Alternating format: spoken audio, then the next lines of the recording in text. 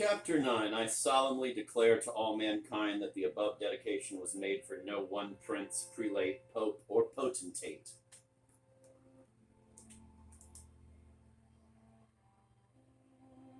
Duke, Marquis, Earl, Viscount, or Baron of this or any other realm in Christendom, nor has it yet been hawked about or offered publicly or privately, directly or indirectly to any one person or personage, great or small, but is honestly a true virgin dedication untried on upon any soul living. I labor this point so particularly merely to remove any offense or objection which might arise against it from the manner in which I propose to make the most of it, which is the putting it up fairly to public sale, which I now do.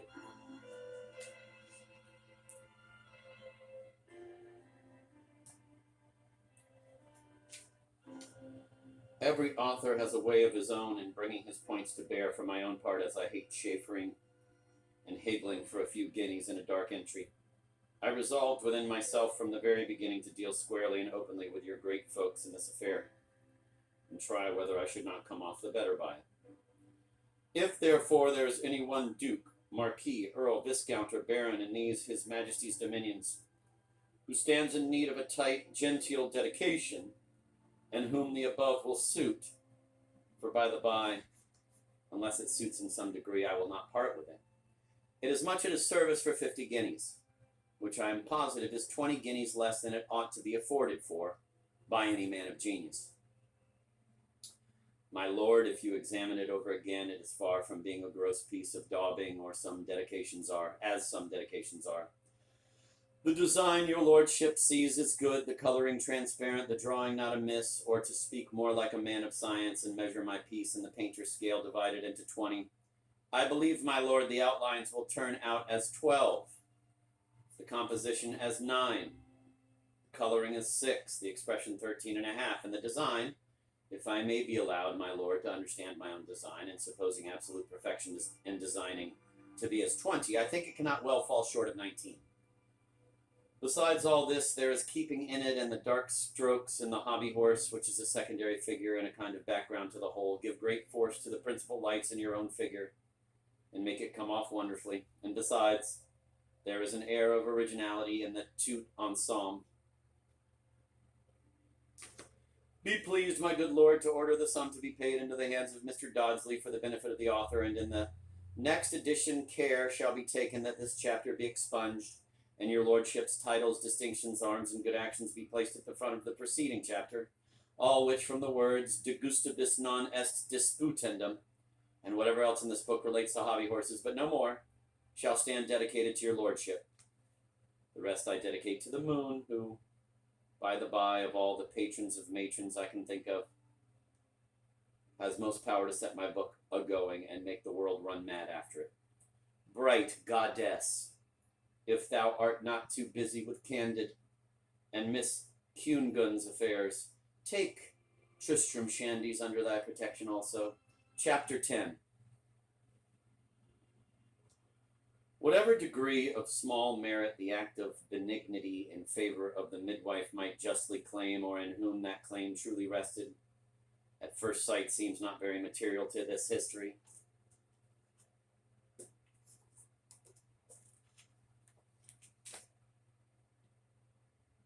Certain, however, it was that the gentlewoman, the parson's wife, did run away at that time with the whole of it.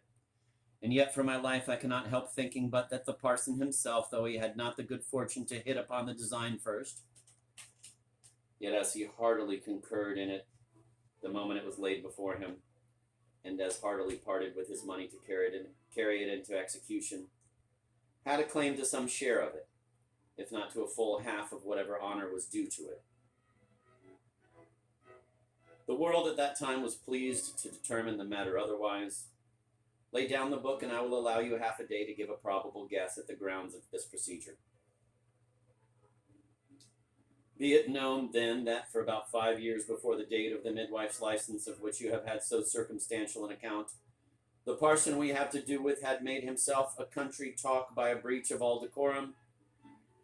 which he had committed against himself, his station, and his office, and that was never and that was in never appearing better or otherwise mounted than upon a lean, sorry jackass of a horse, value about £1 15s, who, to shorten all description of him, was full brother to Rocinante,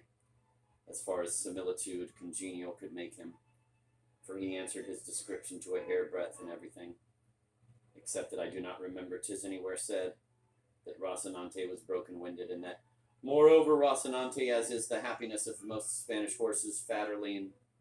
was undoubtedly a horse at all points. I know very well that the hero's horse was a horse of chaste deportment, which may have given grounds for the contrary opinion. But it is as certain at the same time that Rocinante's continency, as may be demonstrated from the adventure of the Yanguesian carriers, proceeded from no bodily defect or cause whatsoever, but from the temperance and orderly current of his blood. And let me tell you, madam, there is a great deal of very good chastity in the world, and in behalf of which you could not say more for your life. Let that be as it may. As my purpose is to do exact justice to every creature brought upon the stage of this dramatic work, I could not stifle this distinction in favor of Don Quixote's horse. In all other points, the parson's horse, I say, was just such another, for he was as lean and as lank and as sorry a jade as humility herself could have bestrided. In the estimation of here and there a man of weak judgment, it was greatly in the parson's power to have helped the figure of this horse of his, for he was master of a very handsome demi-peaked saddle, quilted on the seat with green plush, garnished with a double row of silver-headed studs, and a noble pair of shining brass stirrups, with a housing altogether suitable of grey superfine cloth, with an edging of black lace terminating in a deep black silk fringe, poudre d'or, all which he had purchased in the pride and prime of his life, together with a grand embossed bridle, ornamented at all points as it should be, but not caring to banter his beast. He had hung all these up behind his study door, and in lieu of them had seriously befitted him with just such a bridle and such a saddle as the figure and value of such a steed might well and truly deserve. In the several sallies about his parish and in the neighboring visits to the gentry who lived around him, you will easily comprehend that the parson so appointed would both hear and see enough to keep his philosophy from rusting.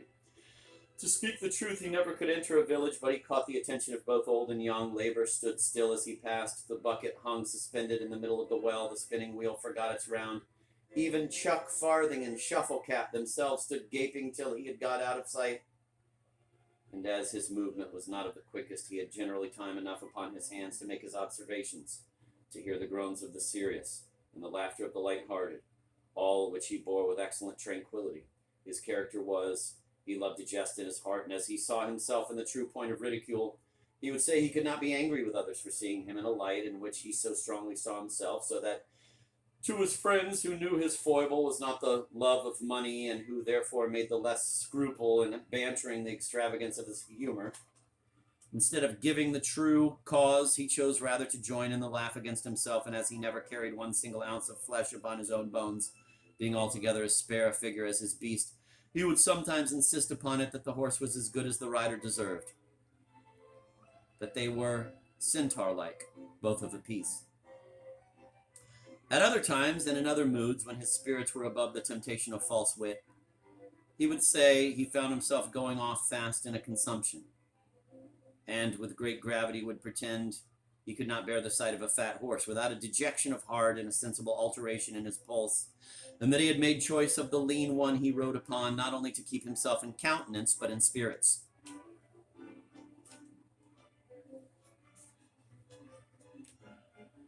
At different times he would give 50 humorous and apposite reasons for riding a meek-spirited jade of a broken-winded horse, preferably to one of metal,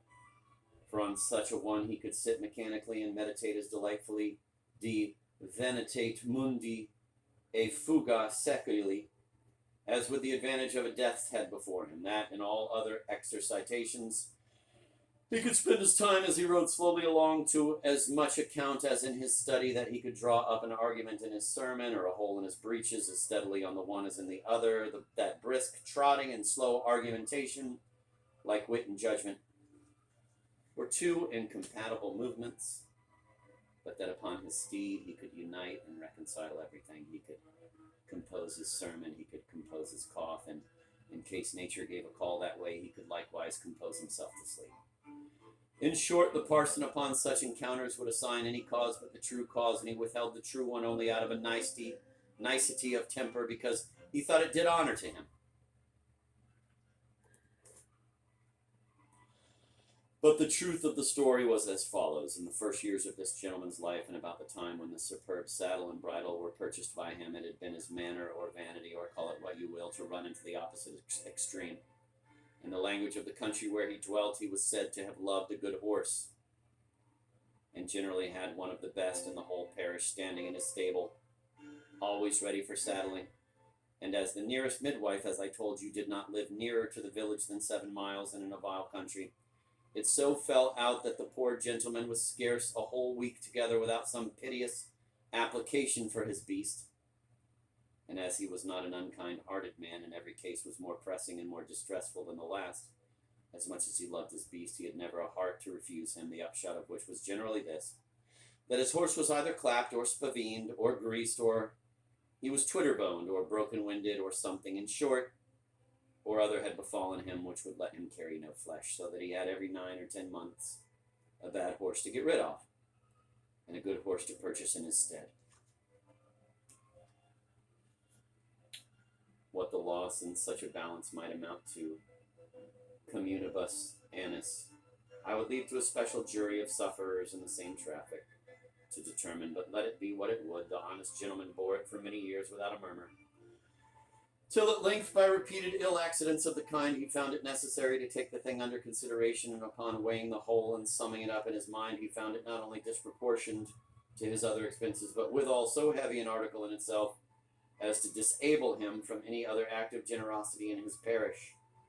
Besides this, he considered that with half the sum thus galloped away, he could do 10 times as much good, and what still weighed more with him than all other considerations put together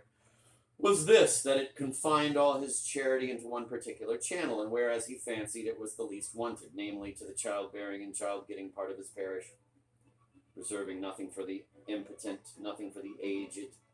nothing for the many comfortless scenes he was hourly called forth to visit, where poverty and sickness and affliction dwelt together.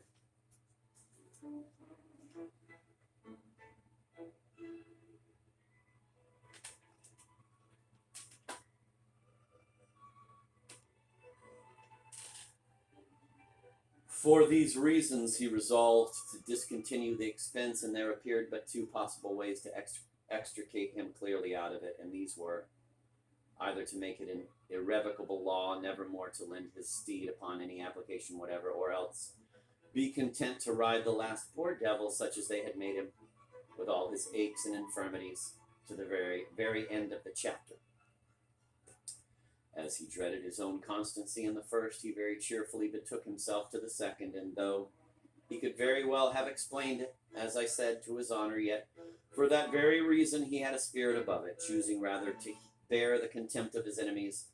and the laughter of his friends than undergo the pain of telling a story which might seem a panegyric upon himself.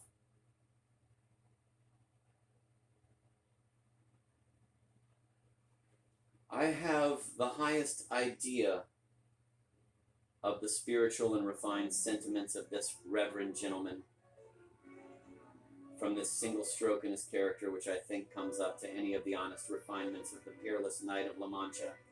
whom, by the by, with all his follies, I love more, and would actually have gone farther to have paid a visit to, than the greatest hero of antiquity.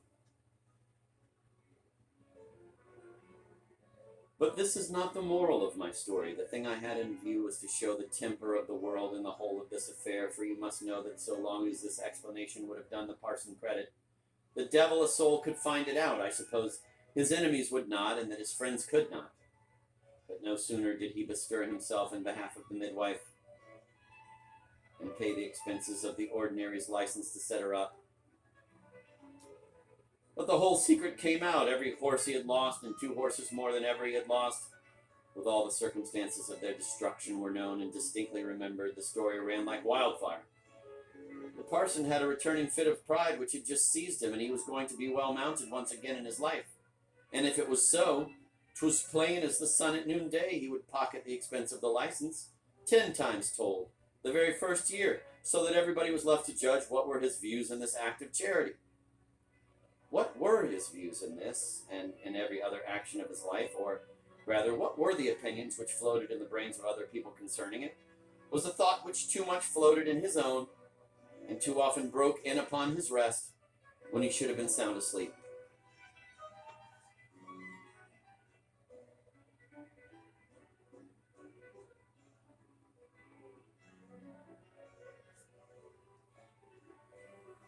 About 10 years ago, this gentleman had the good fortune to be made entirely easy upon that score, it being just so long since he left his parish, and the whole world at the time behind him, and stands accountable to a judge of whom he will have no cause to complain. But there is a fatality attends the actions of some men. Order them as they will, they pass through a certain medium which so twists and refracts them from their true directions that, with all the titles to praise which a rectitude of heart can give, the doers of them are nevertheless forced to live and die without it. Of the truth of which this gentleman was a painful example. But to know by what means this came to pass, and to make that knowledge of use to you, I insist upon it that you read the 2 following chapters, which contain such a sketch of his life and conversation as will carry its moral along with it. When this is done, if nothing stops us in our way, we will go on with the midwife.